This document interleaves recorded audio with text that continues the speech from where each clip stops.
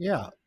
Well, yeah, let's talk about self-care, and then as my own personal self-care, we'll maybe wrap up with that because I have to take care of myself before the next interview I do in a few minutes. So I'll take good care of myself.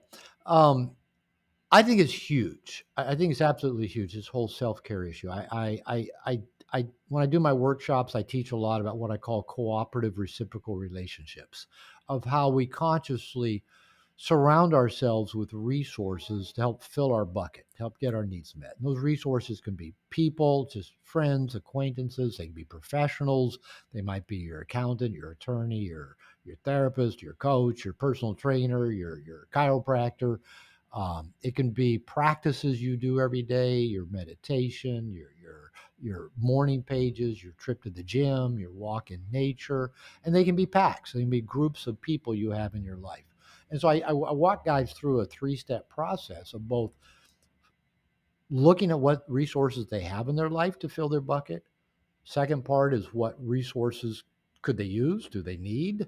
Kind of like, when I said I need a men's program, it was in the process of teaching that unit in a workshop that all of a sudden a men's program showed up. Just back in April, the workshop I was leading here, I said, I was doing that same practice. Page 2, I need a nutrition coach. Two guys in the workshop said, I know a nutrition coach. One was a personal trainer that knew one. Another one's a guy that was working with a nutrition coach. I hired that person's coach, um, former professional competitive swimsuit competitor, and a master's degree in gerontology. So she works with old guys like me. And I've been working with her for 3 months. And like I said, I'm as lean and as strong and as healthy as I've been in 25 years. 25 years ago, I did a 90-day body for life competition, 9% body fat. I was 25 years younger then too. And so I added a nutrition coach to my resources in my life. Page 3 of this practice is what you have in your life that is no longer either cooperative or reciprocal. What do you need to either have a conversation about, cut out, just move it out of your life because it doesn't serve you. This is an ongoing process. I tell guys do this every 6 months, this little practice, and because we spend so much of our time giving to other people. It might be giving to our boss at work. It might be giving to friends. It might be giving to a partner, giving to our children. Just giving, and we're giving from an empty bucket because our bucket needs filled daily. I get up and I start my day before anybody else in my house is up. I go sit. Yeah, here I can sit outside year round. So I sit at a table that's kind of under a little roof right next to my swimming pool. But on a good day, my dog's down there with me. She's gotten kind of lazy, so she likes to stay up in the bed near where my wife is. I do my meditation. I do my morning pages. I write 3 pages. I read some good reading material. Then my wife and the dog have gotten up. We take the dog for a walk in the park. And then by 9:30, I'm ready to either dive into some work or maybe hit the gym. So the gym will either come earlier or go later, depending on my schedule. And then I'm ready to work for the next 6, 7, 9, 12 hours, whatever the day may look like. But in there, sometimes, like before I got on this call with you, I went upstairs and put a little hot pad over my eyes and just laid on my bed for 10 minutes.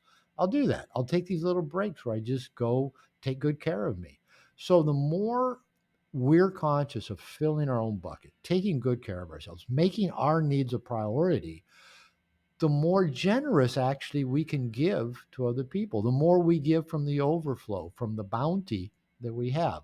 But giving from an empty bucket will just wear us out, make us resentful, probably lead to addictions, which are just pseudo, they're junk food.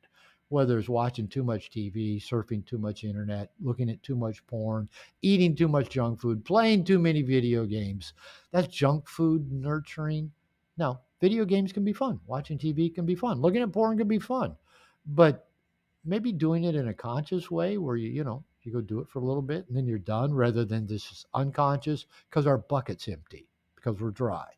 So fill the bucket up with healthy resources, the meditation, talking to a good friend, going for a walk, playing with your dog, talking to your partner, reading, taking a nap, just eating healthy, getting into the gym, things that fill your bucket up.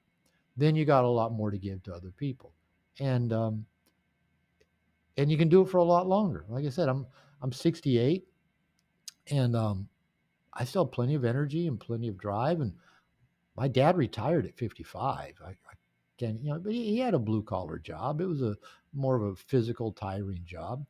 But I don't. I can do this for a lot longer. But I know I got to take good care of myself because I do take care of a lot of people.